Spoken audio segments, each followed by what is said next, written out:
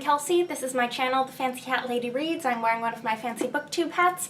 And today I want to do a video where I'm going to talk to you about two really meaty graphic novels, both based on mythology, that I read back in the month of September. My September wrap-up was going to be pretty long, so I figured the more things I could kind of talk about separately first, the less daunting that was going to be, and these seemed like a good couple of things to pair together. I'm going to tell you right off the bat, these were both kind of middle-of-the-road 3-star ratings for me, but for vastly different reasons. The first one of these is the first thing that I read way back at the beginning of September, and that is ODY-C Cycle 1 in this hardcover edition by Matt Fraction and Christian Ward. And then the other thing that I read that was mythology-based, that was a big, long graphic novel, was called A Redtail's Dream by Minna Sundberg. This is actually a webcomic that I read in its out-of-print and hard-to-find print form because way back in August, I had been looking for a 500-page graphic novel to read for Tome Topple. I placed an interlibrary loan on this. It didn't come in for Tome Topple, but it was too late to cancel the interlibrary loan, so I ended up reading it in mid-September. So first I'm going to talk about ODY-C.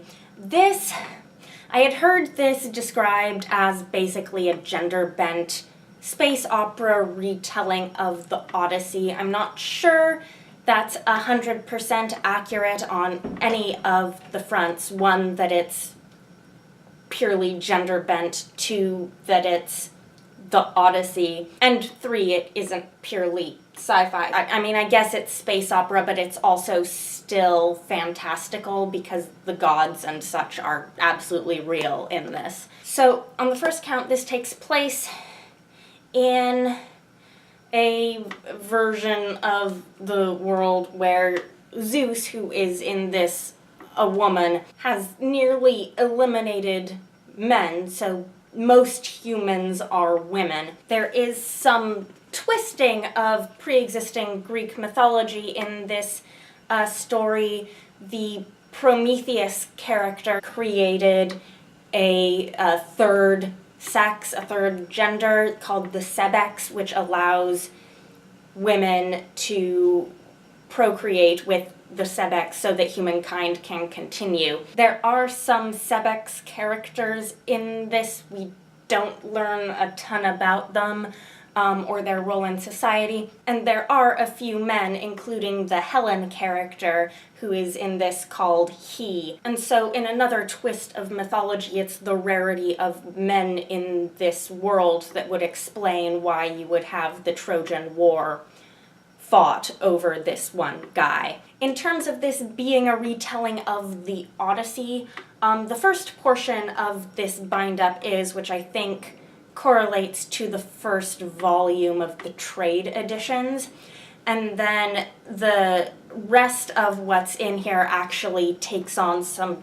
different subject matter. At the beginning, after the sack of Troy, we meet these three characters. Odysseia here is Odysseus, Enne here is Menelaus, and what's her name in the middle? Gamem here is Agamemnon. And it's sort of promised that this story will follow the journeys away from Troy of all three of these warrior queens. And in this hardcover edition, we get what feels like the first half of each of those three stories. Odysseia's story is the first portion that I think is volume 1 of the trades. Enne's story is what I think is volume 2, and then at the end we have a couple of issues that I don't think are in either of the trade paperback volumes so far that follow the Agamemnon character and the House of Atreus. What gets talked about a whole ton with this comic series is the art. It is extremely bold and kind of psychedelic. I liked the art. It's not always incredibly literal, but I knew to expect that. In the hardcover here, there's this gorgeous fold-out that you can't even see the whole thing at once, that is this panoramic landscape showing the sack of Troy. The other thing that I was told to expect in this graphic novel is that it is exceedingly graphic in terms of violence, and also some nudity, which usually, particularly graphic depictions of violence, are very disturbing for me, so I thought that might be a problem here. It wasn't as much as I thought it was going to be, because even though there is a lot of gruesome stuff depicted, the art is stylized enough that the visual depictions of it weren't what was ooking me out. The violence, though, here's the thing about the violence. I think sometimes we can forget how exceedingly brutally violent Greek mythology is in the ways we sometimes interact with these stories. I know at least that's true of me, because I learned these stories when I was young, and you don't throw the middle schoolers like all the blood and gore and stuff. You give them, you know, versions of these stories that are palatable. But, you know, the Iliad and the Odyssey are incredibly violent and brutal and cruel and awful in a lot of ways. I mean, the Trojan War, yikes, that's kind of like the whole point. The Greek tragedies, the House of Atreus, it's all atrocious. The Greek gods are incredibly cruel, like all the time in Greek mythology. And this is true to that. And so the way I sort of interacted with this as this sort of gender-flipped a version of this story is, part of me is all like, yeah, rah, rah, warrior ladies, go feminism, and then the other part of me is just like shocked. There's like shock value in seeing female characters engage in all of this cruelty and violence in ways that we don't normally see female characters behave. And this book is really heavy, so I'm gonna set it here and then keep going like this. Another thing that was sort of on my mind when I was reading this was that I was reading this around the time that news broke about, like, the Hollywood dude guys who wanted to do an all-female remake of Lord of the Flies, and everyone was like, why would you do that? And this is written by two men, casting women in these incredibly violent, brutal roles. And this has a lot of complexity in it, and these characters have complexity, and there's more to this than just women being terrible. There's a whole lot more to it than that. But part of me was also thinking, like, I don't know if this is really the feminist Greek mythology that I particularly want to be reading, given that I'm a reader who has a rough time with, you know, exceedingly violent content. So not to lose track of what this book is about, in the first third you get that portion of the Odyssey. My reaction to this was largely positive. I enjoy the process of seeing retellings and seeing how they take the source material and turn it around. But I was thinking, even I think that early, this is not a retelling to read if you don't know the Odyssey, because it is hard to follow. And there are scenes where, like, if you didn't know what episode of the Odyssey this was supposed to correlate to, then I'm not sure you would have any idea why this scene was happening at this point in the story at all. And to sort of clarify this for me, the second portion of the story that follows N.A. and he is not just following different characters, it actually leaves the purview of the Greek gods and Greek mythology entirely. You end up in this different star system that apparently the Olympian gods have no control over. So you leave the universe of the Greek gods. There are men in this star system, as there aren't in the majority of the rest of the cosmos that we've seen so far. And we also leave Greek mythology and start dealing with other source material. Source material that some of it I was familiar with and some of it I wasn't. So there is a storyline with the character he, where he becomes a Scheherazade character in an Arabian Nights retelling, and I recognized that happening. And then what's happening with NA in this storyline is, I found out afterwards, this is supposed to be something related to Moby Dick. I have not read Moby Dick. I have no intention of reading Moby Dick. I really don't care.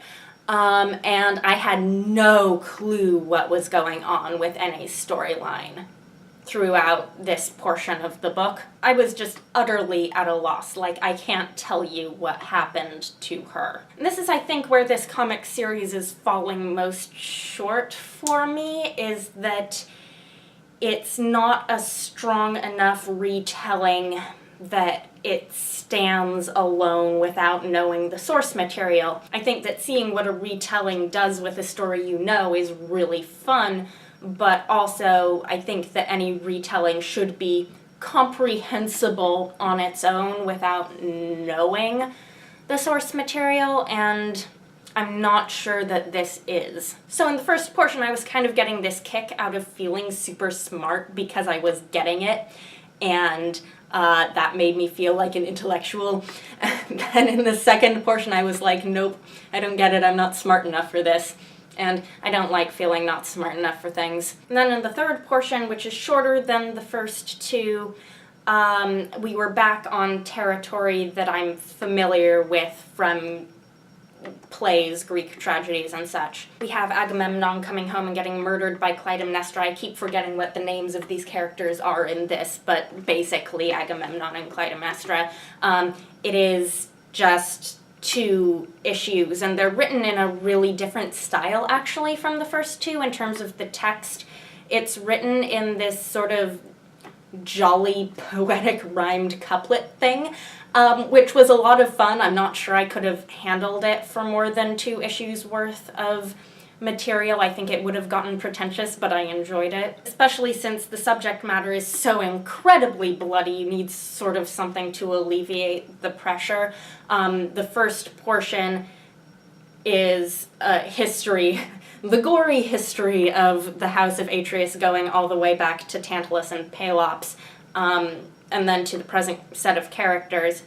And then the second portion is Agamemnon getting murdered. But this also cuts off halfway through the story because we haven't gotten on to the portions that involve, like, Orestes and Electra yet. Just like in Odyssea's part of the story, we haven't really met the Penelope or Telemachus characters, and in the middle section, he has not yet convinced the kings not to kill him. And I still have no idea what's going on with N.A. and Moby Dick. As is often the case, I think, in graphic novel bind-ups, there is supplemental material at the end. There are actually some really great essays by Danny Coleman on all of the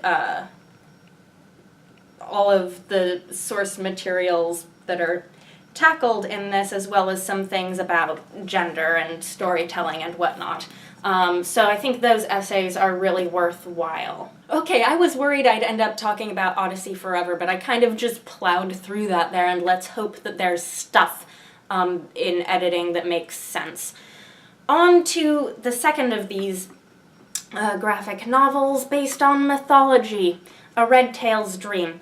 So, as I mentioned, this is a webcomic. You can read the whole thing for free online. I will link it. I do not like reading on my computer screen. It is not a good time for me. So I did read the print edition of this from an interlibrary loan. It came to me all the way from Alaska. I was impressed. This was sort of the absolute opposite from Odyssey in terms of a reading experience. This was just an easy read. It was fun. It was easy to just sit down and read this book, and the art is beautiful. I took some photos so I can insert here.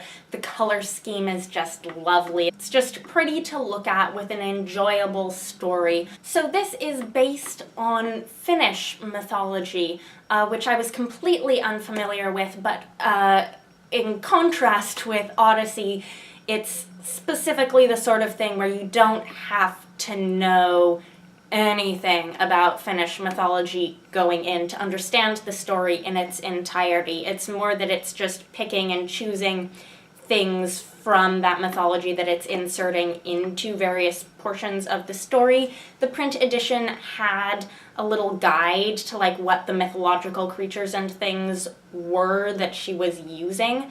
And I found that interesting, but it's not at all necessary to understand the story. This starts out with a meeting of these sort of celestial spirit foxes of some sort. They have sent their youngest member, Puppy Fox, to go tend to the auroras while they're at this meeting because they don't like Puppy Fox. Puppy Fox is obnoxious and irresponsible, and they figure they can keep him busy doing this, and it's an easy job that he can't possibly mess up.